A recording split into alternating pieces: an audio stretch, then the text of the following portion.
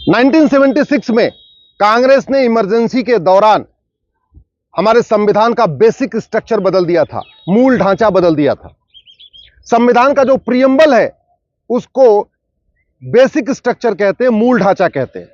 संविधान में जो शब्द लिखा हुआ है वो संविधान की आत्मा है। लेकिन 1976 में कांग्रेस ने इमरजेंसी के दौरान इस प्रियम्बल को ही बदल दिया, यानी बेसिक स्ट्रक्चर को बदल दिया, मूल ढांचे को बदल दिया। इसी के खिलाफ मैंने सुप्रीम कोर्ट में पीआईएल फाइल किया है। अगली सुनवाई अब जुलाई में होगी और हमें पूरा भरोसा है आने वाले समय में अगर पार्लियामेंट इस प्रियम्बल में जो बदलाव हुआ उसको ठीक करेगा तो अच्छी बात है, नहीं तो सुप्रीम कोर्ट इसको जरूर ठीक करेगा। हमने अपनी याचिका में सबसे पहले यह कहा है कि उस समय लोकसभा का टेन्योर मार्च 76 में ही पूरा हो गया था। ध्यान रखिए, लोकसभा का टेन्योर जो 5 साल का होता है वो मार्च 76 में कंप्लीट हो गया था, जबकि ये कॉन्स्टिट्यूशन का जो प्रियम्बल है इसको बदला गया दिसंबर में, यानी 9 महीने के बाद। तो सवाल यह है, जब लोकसभा का टेन्योर पूरा हो गया तो उस समय जो वोट दिए उनकी वैलिडिटी क्या है? दूसरा, इमरजेंसी के दौरान सारे के सारे लीडर ऑफ अपोजिशन जेल में थे। मीडिया का बिजली और पानी का कनेक्शन कटा हुआ था। उस समय एक ही चैनल हुआ करता था, दूरदर्शन, वो पूरी तरीके से सरकार के कंट्रोल में था। और जो प्रिंट मीडिया थी, जितने अखबार थे, उनका बिजली पानी का कनेक्शन कटा हुआ था। मीडिया के लोग जनरेटर की मदद से तो पेपर छापते थे। पूरे देश को जेल बना रखा था। आर्टिकल जो फंडामेंटल राइट है उसको खत्म करके रखा हुआ था। हाई कोर्ट, सुप्रीम कोर्ट जो जाते हैं हम लोग किसी कानून के खिलाफ या किसी सरकार के आदेश के खिलाफ, वो अधिकार भी छीना हुआ था। यानी आर्टिकल 32 में सुप्रीम कोर्ट आने का अधिकार छीन लिया था और आर्टिकल 226 में हाई कोर्ट जाने का अधिकार छीना हुआ था। तो ऐसे में हमारा यह कहना है, जो कॉन्स्टिट्यूशन में प्रियम्बल में जो बदलाव हुआ ये बिल्कुल गलत है। इसको रिस्टोर करना चाहिए। जो ओरिजिनल प्रियम्बल था उसको फिर से इंप्लीमेंट करना चाहिए। हमारा यह भी कहना है कि ये जो संविधान, जो प्रियम्बल है, ये बेसिक स्ट्रक्चर है। अगर इसमें 2 शब्द जोड़ा जा सकता है, इसका मतलब कल को आने वाली सरकार 2 शब्द घटा भी सकती है। अगर सरकार को यह अधिकार मिल गया कि वो प्रियम्बल में कुछ जोड़ सके, तो इसका मतलब सरकार को यह भी अधिकार मिल जाएगा वो प्रियम्बल में कुछ घटा भी सके।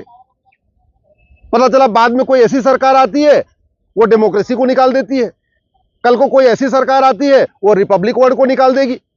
कल को कोई और सरकार आती है वो प्रियम्बल में जो जस्टिस लिखा हुआ है जस्टिस को निकाल दे। कल को कोई और सरकार आए वो जो प्रियम्बल में इक्वलिटी लिखा हुआ है उसको निकाल दे, फ्रेटर्निटी को निकाल दे, यूनिटी को निकाल दे। तो ये बिल्कुल ठीक नहीं है। इसलिए कॉन्स्टिट्यूशन के प्रियम्बल में बदलाव की इजाजत नहीं मिलनी चाहिए। संविधान निर्माताओं ने लंबी चर्चा के बाद यह कहा था ये हमारा प्रियम्बल है और इसमें न सोशलिस्ट वर्ड होगा न सेकुलर वर्ड होगा। इसके बावजूद इमरजेंसी के दौरान, उस आपातकाल के दौरान जब पूरा देश गंभीर खतरों से चल रहा था, पूरे देश में एक इमरजेंसी लगी हुई थी, कांग्रेस ने संविधान के मूल ढांचे को बदल दिया। इसको ठीक करना जरूरी है और मुझे पूरा विश्वास है आने वाले टाइम में इसको सुप्रीम कोर्ट जरूर ठीक कर लेगा। हमारा यह भी कहना है कि अगर ये जो कॉन्स्टिट्यूशन का प्रियम्बल है, अगर इसमें कुछ जोड़ सकते हैं, नया जोड़ना भी है, तो वो प्रियम्बल के नीचे जोड़ना चाहिए। जब एक बार प्रियम्बल पे डेट पड़ गई कि 26 नवंबर 1949 को यह प्रियम्बल तैयार हो गया, हमारे संविधान निर्माताओं ने कहा है कि 26 नवंबर 49 को हमने इस कॉन्स्टिट्यूशन को अडॉप्ट कर लिया, यानी प्रियम्बल उसी दिन फ्रीज हो गया। अब प्रियम्बल में बदलाव नहीं कर सकते। अगर प्रियम्बल के साथ कुछ नया जोड़ना है तो नीचे जोड़ सकते हैं। कॉन्स्टिट्यूएंट असेंबली जिसने इस प्रियम्बल को बनाया, जिसने इस प्रियम्बल को फाइनलाइज किया, जिसने इस प्रियम्बल के बाद साइन किया, वो 76 में थी नहीं। यानी 1976 में जब ये संविधान, जो प्रियम्बल बदला गया है, ना उस समय लोकसभा थी ना उस समय संविधान सभा थी। तो सवाल यह, जब संविधान सभा भी नहीं है, लोकसभा भी नहीं है, तो ये बदलने का अधिकार कैसे मिल सकता है? उस समय जो टेन्योर बढ़ाया गया था लोकसभा का, वो केवल और केवल इमरजेंसी काम के लिए बढ़ाया गया था। संविधान का बेसिक स्ट्रक्चर बदलने के लिए नहीं बढ़ाया गया था। उस समय लोकसभा का टेन्योर बढ़ाया गया था, लेकिन जो टेन्योर बढ़ा था वो केवल और केवल बेसिक रिक्वायरमेंट पूरा करने के लिए, लोगों की मूलभूत आवश्यकताओं को पूरा करने के लिए बढ़ाया गया था, न कि ये कॉन्स्टिट्यूशन के प्रियम्बल, जो कि कॉन्स्टिट्यूशन का बेसिक स्ट्रक्चर है, जो संविधान की आत्मा है, उसको बदलने के लिए नहीं बढ़ाया गया था। कोई भी इमरजेंसी जो होती है या कोई अगर एक्सटेंशन होता है, वो एक्सटेंशन में वो सारे अधिकार नहीं होते जैसे ओरिजिनल अधिकार होते हैं। तो जो अधिकार लोकसभा को 5 साल के टेन्योर में मिलता है, वो अधिकार एक्सटेंशन में नहीं मिलता। एक्सटेंशन हुआ था केवल और केवल इमरजेंसी रिक्वायरमेंट के लिए। इसलिए 1976 में जब ये प्रीएम्बल में शब्द जोड़ा गया सोशलिस्ट सेकुलर, उस समय न संविधान सभा थी, न लोकसभा थी, न तो सरकार के पास ये अधिकार था उसको बदलने का, न लीडर ऑफ अपोजिशन से इस पे कोई डिस्कशन हुआ, न पूरे देश में इस पे चर्चा हुई। इसलिए इस संविधान में से जो सोशलिस्ट सेकुलर शब्द जोड़ा गया है उसको निकाला जाए और संविधान का जो प्रीएम्बल, ओरिजिनल प्रीएम्बल था, उसको रिस्टोर किया जाए। फिर से जुलाई में सुनवाई होगी। मुझे पूरा भरोसा है कि जो आने वाली सरकार इस प्रीएम्बल में जो गड़बड़ी हुई है उसको ठीक कर देगी तो अच्छी बात है, नहीं तो सुप्रीम कोर्ट इस गलती को जरूर सुधारेगा।